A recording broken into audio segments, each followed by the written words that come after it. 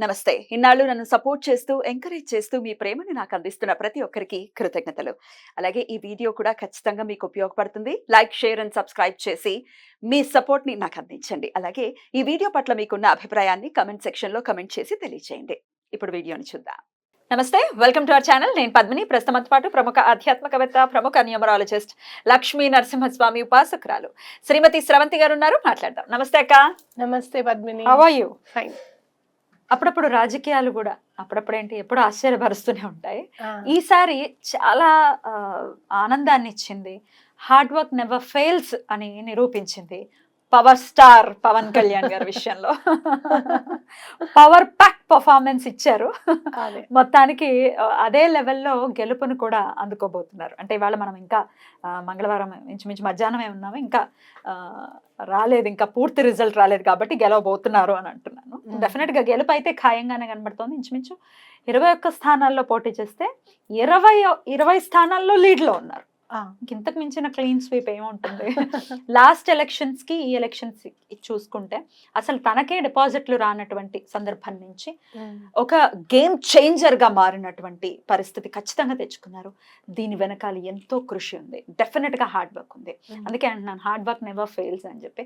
Definite గా పవన్ కళ్యాణ్ గారిని inspiration గా తీసుకోవాలి. చెప్పండి అక్క మీ మాటల్లో. ఎప్పుడైనా కూడా మనం ఏదైనా ఒక పని చేద్దాము అని చెప్పి డిసైడ్ అయిన తర్వాత గనక మనం ముందుకు వెళ్ళిపోతూ ఉంటాయి, ఒక్కసారి ఆగిపోవాల్సి వస్తుంది. ఆగిన తర్వాత అసలు మనం ఎందుకు ఆగాము, మనం అనుకున్నది ఎందుకు జరగలేదు, ఎలాంటి దాని మీద మనం దృష్టి సారించలేకపోయాము, అసలు ఏ ఏ పరిణామాల గురించి మనం ముందే తెలుసుకోవాలి అనేది చూసుకుంటే గనక మనకి పవన్ కళ్యాణ్ గారి జీవితం అనేది ఒక పాఠంగా మనం తీసుకోవచ్చు, ఒక లెసన్ అనుకోవచ్చు మనం. ఎందుకు అనంటే అనుభవాల్లో నుంచే పాఠాలు పుడతాయని నేను గట్టిగా నమ్ముతాను పద్మిని. ఫస్ట్ టైం ఓడిపోయినప్పుడు జనంలోకి రావాలి, జనానికి తన గళం వినిపించాలి.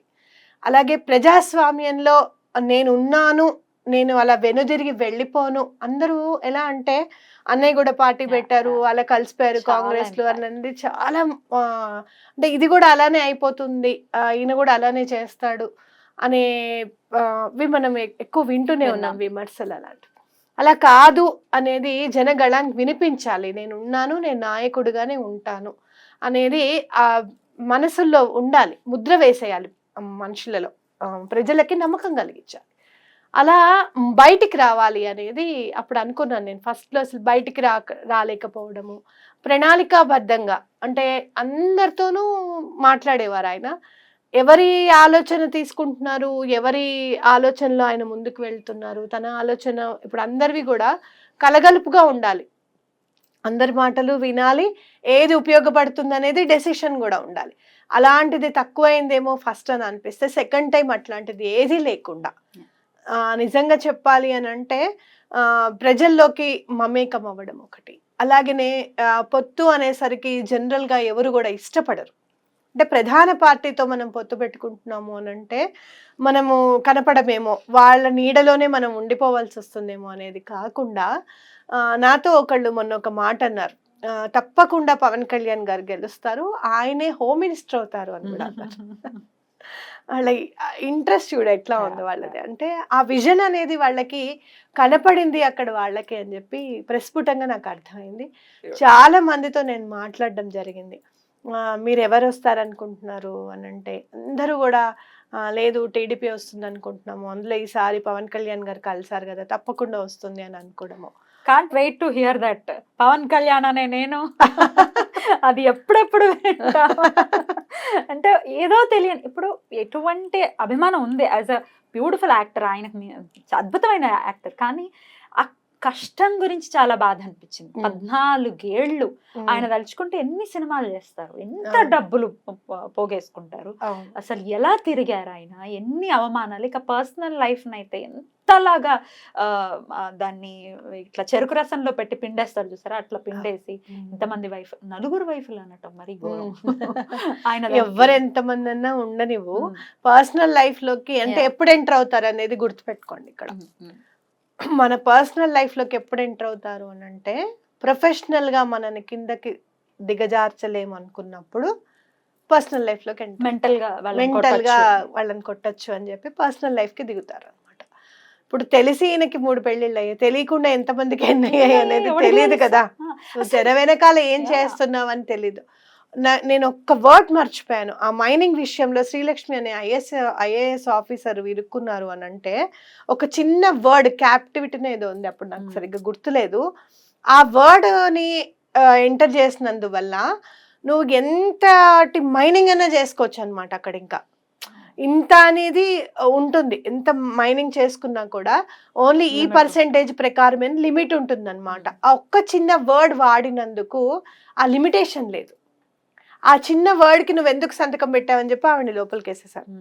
నువ్వు ఈయన 3 ఆడవాళ్ళని కనుక నిజంగా పెళ్లి చేసుకున్నారు అని అంటే నీ వల్ల ఒక ఆడవిడ ఐఏఎస్ ఆఫీసర్ లోపలికి వెళ్ళింది కదా, అది మర్చిపోతారు. అర్థమైందా? సో ఎప్పుడైనా మనం గుర్తుపెట్టుకోవాల్సింది ఏంటి అంటే, నువ్వు ప్రొఫెషనల్ గా ఎదుగుతున్నావు అని అంటే గనక పర్సనల్ లైఫ్ లో నీకేమన్నా తేడాలు ఉన్నాయా అనేది ఖచ్చితంగా చూస్తారు. దాన్ని ఆటపోట్లు చాలా తట్టుకున్నారు అక్క. అసలు కొన్ని మాటలు అయితే అసలు గేట్ కూడా దాటనివ్వము అసెంబ్లీది అని అంటే, ఇప్పుడు మరి ఎట్లా ఏ మొహం ఎలా ఎత్తుకుంటారు? వాళ్ళ ఇంటి గేట్లు వాళ్ళు దాటాల్సిన పరిస్థితి లేకుండా అయిపోయింది కదా. కానీ ఒక్కటి మాత్రం ఖచ్చితంగా చెప్తాను పద్మిని, నీకు ఆపోజిట్ వాళ్ళు అయి ఉండొచ్చు, కరెక్టే, కాదని నేను అన్నాను. కానీ మాట్లాడే మాట ఎలా ఉండాలి అని అంటే, అట్లీస్ట్ నిన్ను సపోర్ట్ చేసే వాళ్ళకి కూడా అయ్యో అదేంటి ఇట్లా అనేసారు అని అనిపించకూడదు. అయ్యో ఇంత బాధ పెట్టడమా, అవసరమా అని ఎవరికి అనిపించకూడదు.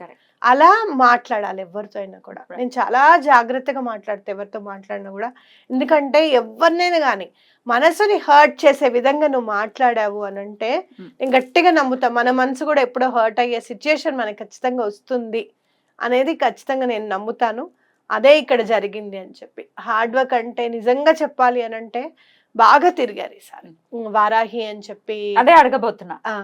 తన రథానికి వారాహి అని నామకరణం చేయటం ఆయన సక్సెస్ కి వన్ ఆఫ్ ద స్టెప్స్ అని అనుకోవచ్చా? తప్పకుండా అనుకోవచ్చు. ఎందుకనంటే ఒక నిబద్ధత, అలాగే వారాహి అని పెట్టుకున్నారు అని అంటే భగవంతుడి మీద ఒక నమ్మకం. మీరు అనుకోవచ్చు భగవంతుడు అని అంటే ఈ మతానికి సంబంధించిందేనా అని కాదు, మనకుంది మతం కానీ భగవంతుడికి లేదు. అర్థమైందా? సనాతన సాంప్రదాయం అయితే మీరు ఎవరినైనా నమ్మండి, ఏమైనా చేయండి, ఎట్ ద లాస్ట్ మీ నమ్మకం ఇంపార్టెంట్ అని చెప్తుంది, అనే కాదు. అలా వారాహి అని పెట్టుకున్నారు అని అంటే నాకు ఏమనిపిస్తుంది అని అంటే, ఎటువంటి దండన అనేది చాలా ఇంపార్టెంట్. అక్కడ చాలా మితిమీరిపోయింది అన్యాయం అనేది ప్రతి ఒక్కళ్ళు చెప్తారు నాకు. అసలు గవర్నమెంట్ ఉందా మాకు డౌట్గా ఉంది, మాకు చాలా ఇబ్బందులు పడుతున్నాం మేము గవర్నమెంట్ ఆఫీసుల్లో కానీ అని చెప్పి పర్సనల్ ఎక్స్పీరియన్స్ కూడా ఉంది నాకు. అలా చాలా ఇబ్బంది పడుతున్నాం అని చెప్పి చాలామంది చెప్పడం. అసలు ఏ వ్యాపారం చూసినా కూడా మా వ్యాపారం అంతా డల్ అయిపోయిందమ్మా, బలానా దానివల్ల డల్ అయిందమ్మా అని చెప్పడము ప్రతిదీ. అసలు నిజంగా చెప్పాలంటే కన్స్ట్రక్షన్ స్టార్ట్ చేస్తే అసలు ఇసుక దొరుకుతుందా అన్న భయం మనకి. అలాంటివన్నీ చాలా భయపడ్డారు ఈసారి జనాలు, చాలా బాధపడ్డారు. అలాంటి బాధలోంచి నిజంగా ప్రజాస్వామ్యం గనక ఏపీ రిజల్ట్సే కాదు పద్మిని, ఏపీ ఓటింగ్ పర్సంటేజ్ కూడా పెరిగింది, గణనీయంగా పెరిగింది. ప్రజాస్వామ్యానికి కనుక గొంతు అనేది మన చూపుడు వేలైతే ఎలా పనిచేస్తుంది అనేది పర్సంటేజే చెప్పింది. ఇక్కడంతా ఖాళీగా ఉంది, చాలా మంది వెళ్ళిపోయారు అక్కడికి. ఓటర్లు ఉన్న వాళ్ళు సెటిలర్స్ చాలా మంది అక్కడ మార్చుకోకుండా, ఓటు హక్కు మార్చుకోకుండా అక్కడికి వెళ్ళి ఓటేసిన వాళ్ళు చాలా మంది ఉన్నారనమాట. నిజంగా 11 o'clock 12 o'clock కూడా లైన్లలో నుంచొని వేశారు. ట్రైన్స్ అన్ని ఆగిపోతే వాళ్ళు చాలా బాధపడ్డారు. మేము వచ్చేదే ఓటు వేయటానికి, మేము ఇప్పటికే ఇంత లేట్ అయిపోయిందని చాలా బాధపడ్డారు. కానీ అర్ధరాత్రి అయినా కూడా ఓట్లేసి మరీ వెళ్ళారు. అద్భుతం. అసలు ఇది చారిత్రాత్మకమైనటువంటి విషయంగా ఖచ్చితంగా కన్సిడర్ చేయొచ్చు. అంటే in the terms of percentage అనుకోవచ్చు. పర్సంటేజ్ పరంగా అయితే నేను చెప్తున్నాను కదా, ప్రజాస్వామ్యానికి గనక చూపుడు వేలే గనక ఆయుధం అయితే గనక ఇలా ఉంటుంది. మాట మౌనం ఇవన్నీ వదిలేసాయి, ఇంకా ఆయుధమే చూపుడు వేలు అనేది ఇది ఖచ్చితంగా మనకి పర్సంటేజ్ అనేది మనకు తెలుస్తుంది. ఇట్లా పవన్ కళ్యాణ్ గారిని ఖచ్చితంగా ఇన్స్పిరేషన్ గా తీసుకొని ఇట్లా మేము చాలా ఏళ్ల నుంచి హార్డ్ వర్క్ చేస్తున్నాం, బట్ దెన్ మాకు సక్సెస్ రావట్లేదు అనుకునే వాళ్ళకి మీరు ఇచ్చే సజెషన్? మీకు చెప్తాను, నేను 2016లో న్యూమరాలజీ ఎంటర్ అయ్యాను. దేర్ ఆర్ సమ్ ఇన్సిడెంట్స్, అంటే నేను ఓన్లీ 100 రూపీస్కి వర్క్ చేసిన రోజులు కూడా ఉన్నాయి. చాలామంది నన్ను అనేవారు, ఎందుకు అంత డౌన్ఫాల్, అంత తక్కువ తీసుకొని ఎందుకు చేస్తావు నువ్వు, వాళ్ళు అడిగితే సరే మీరు మేము ఇక్కడ ఉన్నామండి, బలానా చోట్ల నేను ఉన్నాను, మీరేమన్నా ఇటువైపు నుంచి వెళ్తున్నారా అని అంటే, నేను ఒక్కొక్కసారి అటువైపు నుంచే వెళ్తున్నాను అనుకో, రండి కూర్చుని మాట్లాడుకుందాము, మేము ఈ ప్రాజెక్ట్ లాంచ్ చేయాలనుకుంటున్నాము అని అంటే, మా చెల్లెలు అనేదన్నమాట, అక్క నువ్వు న్యూమరాలజీ చూస్తున్నావు అంటే నీ దగ్గరికి రావాలి కదా, వాళ్ళు ఎక్కడంటే నువ్వు వెళ్తున్నావు అని అంటే, లేదమ్మా వాళ్ళు పెద్దవాళ్ళు, వాళ్ళు బిజినెస్ స్టార్ట్ చేస్తున్నారు, మన హెల్ప్ కావాలని కోరుకోవడమే చాలా ఎక్కువ, సో మనం వెళ్దాము అని చెప్పి నేను వెళ్ళి వాళ్ళకి గైడ్ చేయడము, వాళ్ళంతా మంచి మంచి పొజిషన్స్లో ఉండడము. అలానే నన్ను మర్చిపోలేదు, నేను వాళ్ళని మర్చిపోలేదు. అంటే ఏంటంటే మన స్టెప్పింగ్ స్టోన్ ఎప్పుడైతే ఉంటుందో అక్కడ మనము ఎక్కడైనా కానీ మనం వెళ్ళి మన సర్వీసెస్ ఇవ్వగలుగుతామా అనే దాని మీద కొంచెం దృష్టి పెట్టి, దాని మీద కొంచెం కష్టపడితే గనక తర్వాత రోజులన్నీ మీవే. కాకపోతే మర్చిపోయిన రోజు కానివ్వు, కష్టపడిన రోజు కానివ్వు, మనం మర్చిపోకూడదు. రైట్. సో ఎప్పుడు కూడా అడుగుతున్నా, చెప్పండి. ఎప్పుడు కూడా మనం కష్టపడడం మాత్రమే మనది డ్యూటీ. ఇంకా మిగతా ఫ్రూట్స్ అనేవి భగవంతుడు ఇస్తాడు అని గనక మనం నమ్మితే ఎటువంటి పరిస్థితుల్లోనూ ఒడి నింపుతాడు ఆయన. అయితే ఏదైనా స్విచ్ వర్డ్ హెల్ప్ తో ఈ హార్డ్ వర్క్ కి రిజల్ట్ వచ్చేది కొంచెం ఫాస్ట్ ఇప్పుడు చెప్పటం అంటే దాన్ని అనుభవించే వాళ్ళకి మనస్కరించకపోవచ్చు, నేను పడలేకపోతున్నాను అని అనిపిస్తూ ఉంటుంది. అవుట్ ఆఫ్ ఇన్నోసెన్స్ అనుకోవచ్చు. ఏదైనా స్విచ్ వర్డ్ హెల్ప్? డెఫినెట్ గా 2 స్విచ్ వర్డ్స్ ఉన్నాయి. పర్సనల్ ఒకటి చాలా బాగా పనిచేస్తుంది. ఎందుకంటే మీరు ఎక్కడికన్నా వెళ్తున్నారు, వాళ్ళు మీ టాలెంట్ని గుర్తించట్లేదు, చాలా బాధ అనిపిస్తుంది. అసలు ఎందుకు తీసుకొచ్చా ఈవిడ్ని అని అన్నారు ఒక ఆయన నన్ను. చాలా పెద్ద పొజిషన్ ఆయనది. మా వారికి చాలా ఇబ్బంది ఉంది శ్రవంతి గారు, మీరు రావాలి ఎటువంటి పరిస్థితులు అని చెప్పి నన్ను ఆవిడ తీసుకువెళ్ళారు. ఆవిడ కారులోనే తీసుకొని వెళ్ళారు. ఆవిడకి ప్రాబ్లం సాల్వ్ అయింది కాబట్టి నన్ను నమ్మకంగా తీసుకొని వెళ్ళారు. కళ్ళమని నీళ్ళు ఇలా ఒక్కసారి తిరిగిపోయాయి. నాకు బాధ అనిపించింది చాలా. But still it's okay, no problem, ఏమైనా కానివ్వు, తర్వాత పర్వాలేదులే అని అనుకున్న ఆవిడ కూడా నాకు సారీ చెప్పడం, ఇవన్నీ నేను చూశాను. బాధ అనిపిస్తుంది. అయితే మన వర్క్ని రిసీవ్ చేసుకోవడం లేదనో, లేకపోతే మన టాలెంట్ని గుర్తించట్లేదనో మీకు ఖచ్చితంగా అనిపిస్తుంది. అప్పుడు పర్సనల్ అనేది బాగా యూజ్ అవుతుంది. మీకు ఆపర్చునిటీనే రావట్లేదు మీ టాలెంట్ని చూపించడానికి అన్నప్పుడు రెయిన్బో యూజ్ అవుతుంది. రెయిన్బో చాలా బాగా యూజ్ అవుతుంది. అండ్ మంచి పార్టీ రావాలి, ప్రజలకి అనుకూలమైన పార్టీ రావాలి అని చెప్పి నేను చాలా వితిన్ ఒక 2-3 సెకండ్స్ మేనిఫెస్ట్ చేశానేమో అంతే. ఒక చిన్న థాట్ వచ్చింది, ఆ థాట్లో నుంచి మేనిఫెస్టేషన్ వచ్చింది. అంటే మనకి ఎదుటి వాళ్ళకి మంచి జరగాలి అని కనుక మనం కోరుకుంటే, మీకు 17 సెకండ్స్ మేనిఫెస్టేషన్ అని నేర్పించాను. 17 సెకండ్స్ మేనిఫెస్టేషన్ వర్కౌట్ అయిపోతుంది.